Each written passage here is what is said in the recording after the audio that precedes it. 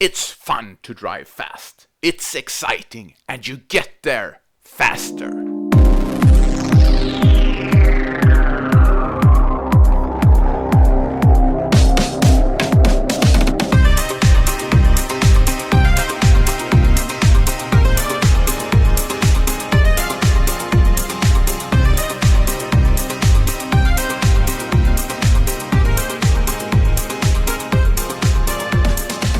It was impossible for the humans during the history to move around very quickly because of the nature has this random form that made it very, very difficult to get very fast in long distance. We were kind of stuck to the place where we could get some food and where we could grow our crops or hunt.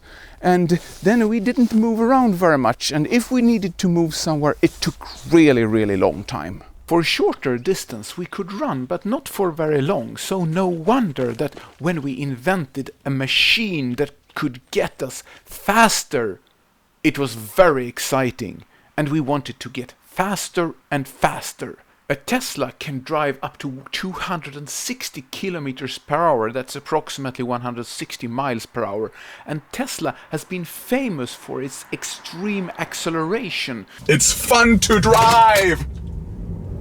That can be as low as 3.1 seconds with the fastest cars today available on the market. But that varies of course from model to model, but in generally it's much faster than a combustion engine.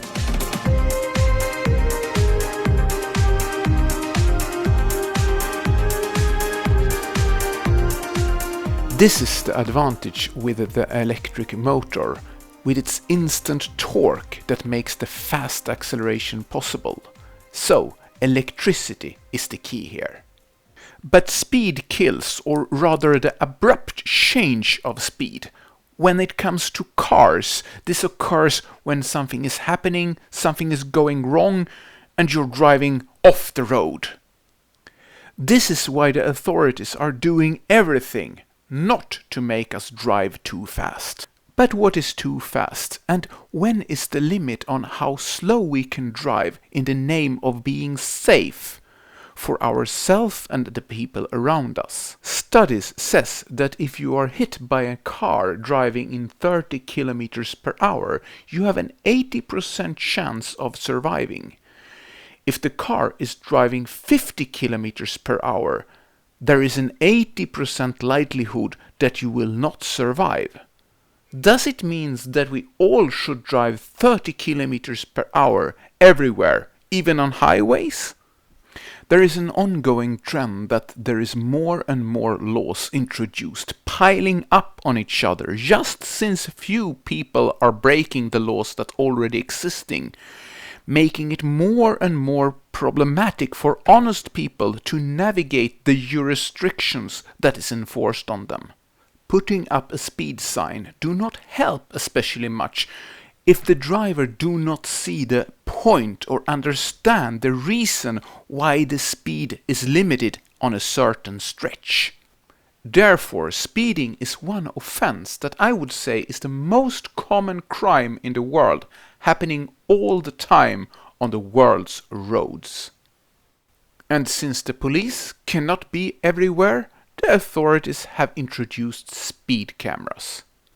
That Tesla cars warn for speed cameras is something that has been around for some time.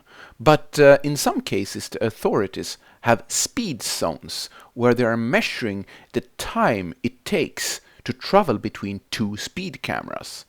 And if the car came too fast to the next speed camera, the average speed is calculated, and if it's breaking the speed limit, the driver gets a fine. This summer I noticed that my Tesla knows where these speed zones are and calculate the average speed within them and show it on the screen, so you as a driver has a chance to adjust the speed to avoid having a fine. It also displays how far it is until the average speed zone ends.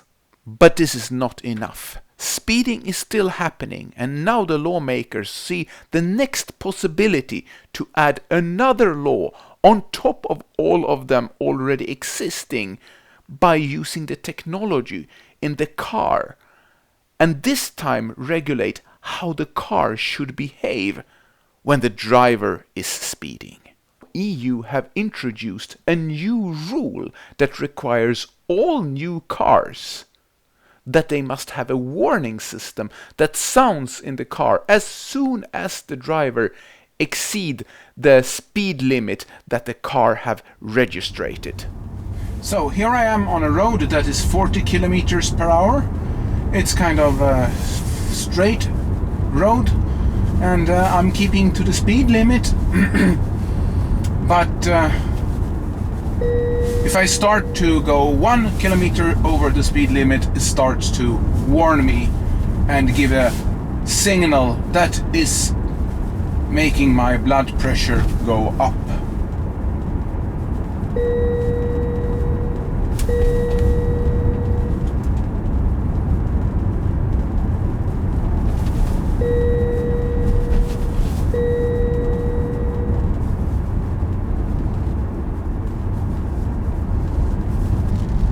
Make myself clear, I'm not in any way defending or urging anyone to drive faster than the speed limit. We should all abide to the law.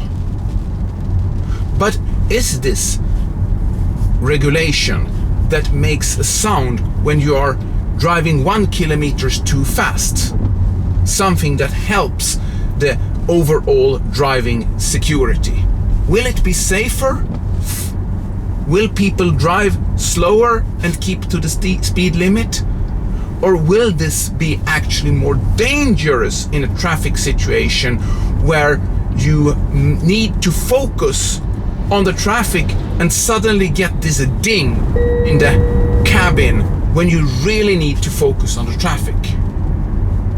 The function can quickly be disengaged in newer Tesla cars here in Europe for the active drive session by pressing the speed icon. The regulation affects all cars built during 2024 and later, and doesn't need to be a sound. It can be some other mechanism also that is alerting the driver of the speeding. The car's manufacturer is choosing one method. I think that this is a toothless regulation that will just annoying the population, costing extra money, and will have marginal effect. What will be the next step? A law so the car cannot drive faster than the speed limit? Or why not move the speed camera into the car and use the internal camera making a picture of the driver when the driver is speeding? What is the point of advertising and selling cars that can drive 230 kilometers per hour? I know that these kinds of speeds is very dangerous in a car, and there is hardly anywhere in the world where speed like this is allowed. The only place that I know is the German Autobahn.